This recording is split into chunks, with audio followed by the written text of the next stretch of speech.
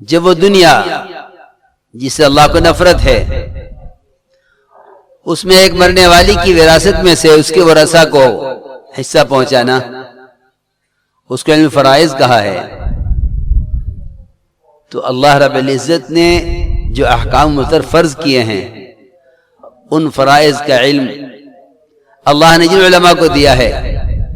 اس کو امت تک پہنچانا کتنا ضروری ہوگا۔ یہ علماء کے پاس امت کی وہ امانت ہے جس کو امت تک پہنچانا بلا معاوضہ، بطور معاش کے نہیں بلکہ بطور معاد کے، اس کو امت تک پہنچانا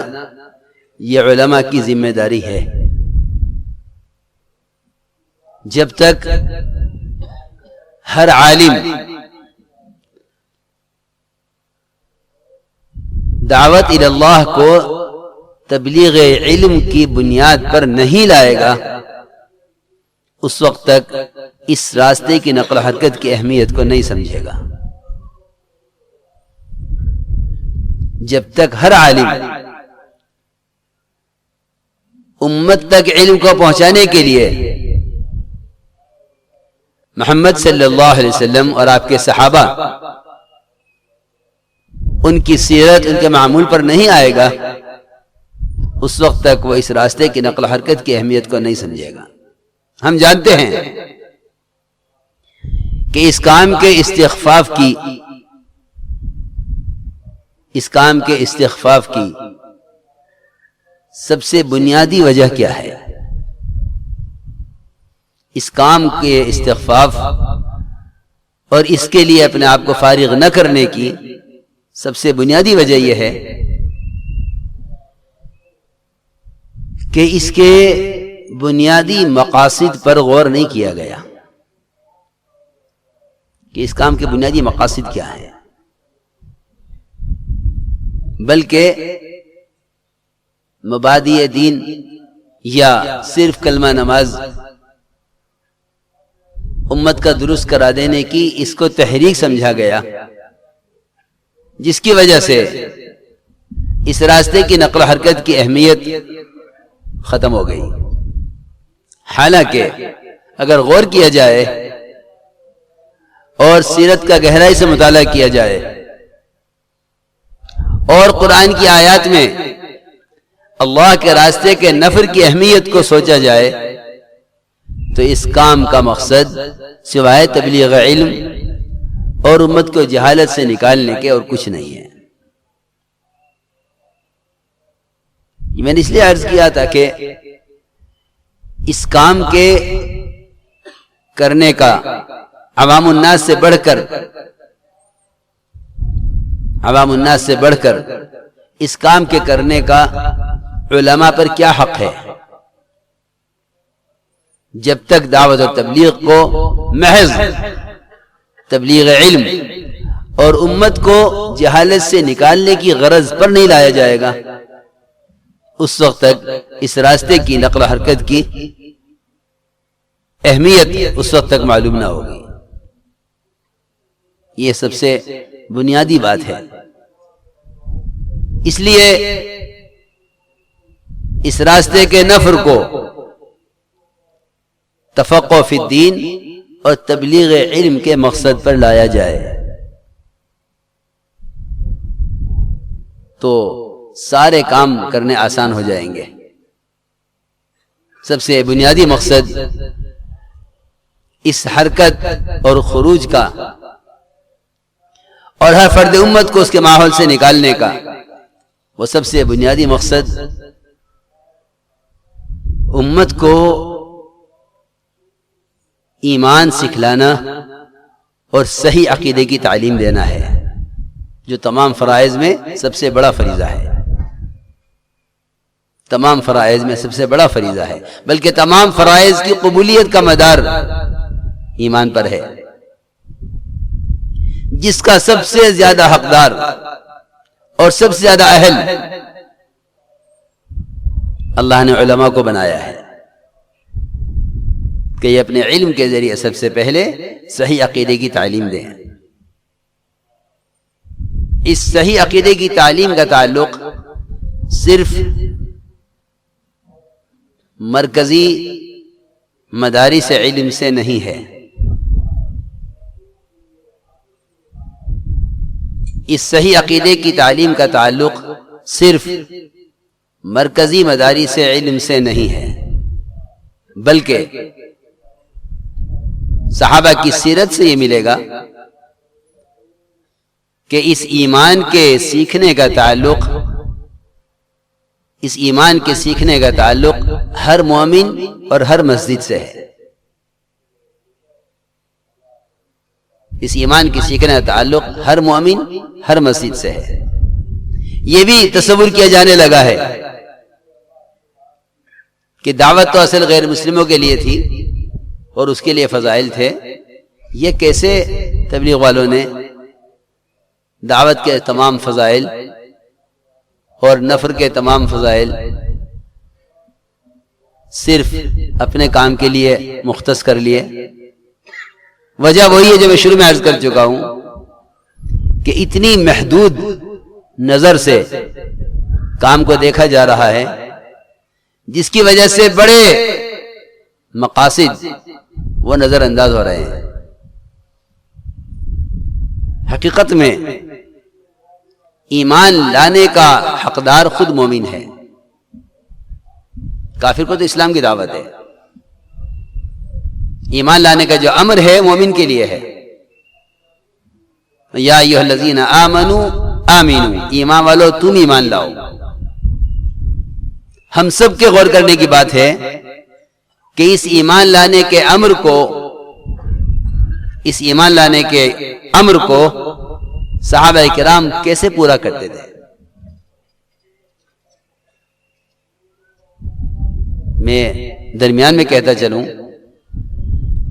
کہ ہر معلم کے ذہن میں ایک سوال یہ پیدا ہوتا ہے کہ میں بھی تو دین کا کام کر رہا ہوں، پھر یہ مجھے اس کام سے ہٹا کر تبلیغ میں کیوں لگا رہے ہیں؟ یہ ایک الجھن ہے ہر جگہ، یہ ایک الجھن ہے ہر جگہ کہ میں خود تعلیم میں لگا ہوا ہوں، تو مجھے یہ تعلیم سے تبلیغ کے لیے کیوں ہٹا رہے ہیں؟ تعلیم اور تبلیغ میں ایسا تلازم ہے کہ یہ دونوں کبھی کسی زمانے میں ایک دوسرے کا متبادل نہیں بن سکتے، اور یہ حقیقت ہے، اور قیاس کے مطابق ہے کہ جو چیزیں آپس میں متلازم ہوتی ہیں وہ کبھی ایک دوسرے کا متبادل نہیں ہو سکتی۔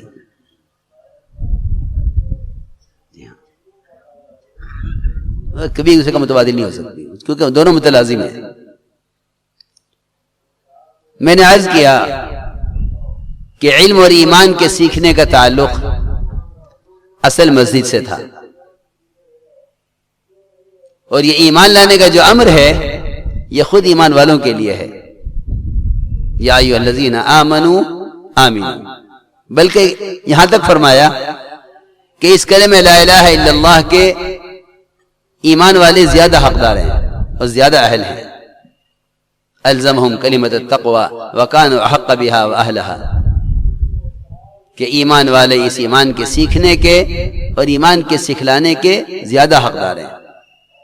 یہی وجہ ہے کہ ایمان کی تعلیم اور ایمان کی تقویت اور ایمان کے ازدیاد کا اصل تعلق مسجد میں ایمان کے حلقے قائم کرنے سے تھا۔ سید العلماء معاذ بن جبل رضی اللہ تعالی عنہ وہ بذات خود گشت کرتے اور صحابہ کو ایمان سیکھنے کے عنوان پر مسجد میں جمع کرتے تھے۔ امام بخاری رحمۃ اللہ علیہ نے یہیں سے استنباط کیا ہے کہ یہ مسجدوں میں ایمان کے حلقے قائم کرنا یہ سید العلماء معاذ بن جبل کا معمول ہے، اور یہی ان کے ہی عمل سے یہ بات ثابت کرتے ہیں کہ یہ ایمان کے بڑھنے کا سبب ہے، یہ خود ایمان کے بڑھنے کا سبب ہے۔ عمر رضی اللہ تعالی عنہ گشت کرتے لوگوں میں اور کہتے کہ تھوڑی دیر کے لیے ہمارے ساتھ چلو، اپنے پر ایمان لائیں گے۔ فرماتے تھے عمر رضی اللہ تعالی عنہ، یہ کام میں اس لیے کرتا ہوں تاکہ میرے ایمان میں کمال پیدا ہو۔ یہ میں اس لیے عرض کر رہا کہ روزانہ اپنی مسجد کے لیے وقت فارغ کرنا عام امت کو، عام انسانوں کو صحیح عقیدے کی تعلیم دینے اور ان کو کلمہ لا الہ الا اللہ، اس کے الفاظ، اس کا اخلاص، اس کا مفہوم سمجھانے کے لیے یہ ایک مستقل کام ہے۔ کیونکہ جس طرح احکام کا علم سکھلانا فرض ہے، اس طرح ایمان کا علم سیکھنا سکھلانا بھی فرض ہے۔ یہ مستقل فریضہ ہے، ایمان مستقل فریضہ ہے، علم احکام مستقل فریضہ ہیں۔ ہم صرف احکام کا علم پڑھائیں اور ایمان نہ سکھلائیں تو عمل کے کرنے کی استعداد پیدا نہ ہوگی۔ اس لیے کہ یہ بات تو آپ سب جانتے ہیں کہ اطاعت کا اصل تعلق یقین سے ہے۔ اس لیے یہ ایک معمول ہے کہ مسجدوں میں ایمان کے حلقے قائم کیے جائیں اور مسجدوں میں ایمان کے حلقوں میں ایمان سکھلایا جائے، مسجدوں میں ایمان کے حلقوں میں ایمان سکھلایا جائے۔ یہ کبار صحابہ کا معمول ہے۔ عبداللہ بن رواحہ، عمر بن خطاب، معاذ بن جبل، ان تینوں سے تو یہ بات براہ راست ثابت ہے۔ حضرت حیات الصحابہ کے تیسرے حصے کے شروع میں مجالس ایمان کا ایک باب قائم کیا ہے، اور اس میں صحابہ کرام کے ان معمولات کو ذکر کرتے ہوئے آگے جو واقعات جمع کیے ہیں، وہ واقعات وہ جمع کیے ہیں جس سے مسجد کے باہر کے پھیلے ہوئے نقشوں سے کامیاب نہ ہونے اور اعمال مسجد سے اللہ کے وعدوں کے یقین سے اور اللہ کے احکام کو پورا کرنے سے کامیابی کا یقین سکھلایا جاتا ہے۔ یہ حضرت نے واقعات جمع کیے ہیں، اسی میں یہ واقعہ ہے جس میں ایک آدمی نے آ کر کہا تھا کہ میرے بھائی کا پیٹ چل گیا ہے، فرمایا اس کو شہد پلاؤ، اس کو شہد پلاؤ، اس کو شہد پلاؤ۔ آخر میں فرمایا کہ تیرے بھائی کا پیٹ جھوٹا ہے، اللہ کی بات سچی ہے۔ ہمارے مسجد میں مذاکروں کا جو اصل مقصد ہے وہ تمام نقشوں میں، تمام دنیا مسجد سے باہر کے نقشوں میں جتنی مادی شکلیں پھیلی ہوئی ہیں، ان سارے شکلوں کے یقین سے امت کو نکالنا اور مسجد سے صحیح یقین اللہ کی ذات عالی سے ہونے کی تعلیم دینا، یہ ہمارے مسجد کے گشتوں کا اور اس گشت سے متعلق ہمارے مسجد کے حلقوں کا اور اس حلقوں کو آباد کرنے سے متعلق گشتوں کا مقصد یہ ہے۔ جسے میں نے عرض کر دیا ہے کہ متعدد صحابہ کا معمول تھا، ایک ایک کی خوشامد کرتے، بازاروں میں ہاتھ پکڑتے کہ تھوڑی دیر کے لیے ہمارے ساتھ مسجد میں آ جاؤ کہ میرے پر ایمان لے آویں، جبکہ صحابہ کرام کمال ایمان پر تھے، کمال ایمان پر صحابہ تھے، لیکن یہ کام وہ صحابہ کیا کرتے تھے عبداللہ بن رواحہ جیسے، جنہیں بیوی کی گود میں سر رکھ کر بھی آخرت اور جہنم کے پل سے گزرنا انہیں بیوی کی گود میں رلا رہا ہو، ان کی تعلیم کے حلقے میں کیا کیفیت ہوتی ہوگی؟ ایسا صحابی جو خواہش کے مقام پر جہنم کے پل کو یاد کر کے اس پر سے گزرنے کا تصور کر کے رو رہا ہو، اس کی مسجد میں تعلیم کے حلقے میں کیا کیفیت ہوتی ہوگی؟ میں نے اس طرف اشارہ اس لیے کیا ہے تاکہ ہم میں سے ہر ایک اس بات پر غور کرے کہ کبار صحابہ، علماء صحابہ، وہ بھی اپنے ایمان کی تقویت کے لیے مسجدوں میں ایمان کے حلقوں کے لیے وقت فارغ کیا کرتے تھے، تاکہ معلوم ہو کہ یہ گشت اور یہ ملاقاتیں یہ ایک طریقہ محنت ہے، اس طریقہ محنت کے کیا مقاصد ہیں اور اس طریقہ محنت کا براہ راست سیرت سے کیا تعلق ہے۔ ورنہ یہ تبلیغی جماعت کا پروگرام اور ان کے اپنے گشت، ان کا اپنا نظام نہیں، ہمارا کوئی نظام نہیں ہے، ہمارا کوئی نظام نہیں ہے۔ تبلیغ والوں کی طرف کام کی نسبت کر دینا، اسے ایک فرقے کا کام بنا دینا ہے، یہ تبلیغ والوں کا کام ہے۔ علماء کی ذمہ داری ہے کہ وہ مسجد کو وقت دیں، علماء کی ذمہ داری کہ مسجد کو وقت دیں، اس عنوان سے نہیں کہ میں تبلیغی کام کر رہا ہوں، اس عنوان سے وقت دیں کہ صحابہ کی سیرت ہے، میری ذمہ داری ہے کہ مسجدوں میں دو فریضے خاص طور پر علم اور ایمان، یہ دو فریضے ہیں بنیادی، علم اور ایمان، ان کے سیکھنے سکھانے کی جگہ اصل مسجد تھی۔ یہ تو ضروریات زمانہ نے علم کو مسجد سے نکال دیا ہے، ورنہ علم اصل مسجد سے سیکھنے اور مسجد سے سکھلانے کی چیز تھی، کیونکہ عام امت کے جمع ہونے کے لیے صرف مسجد ہی ہو سکتی ہے، یہاں آنے کے لیے کوئی شرط نہیں ہے، یہاں آنے کے لیے کوئی شرط نہیں ہے۔ بلکہ کتنے ایسے واقعات ہیں کہ کفار و مشرکین کو بھی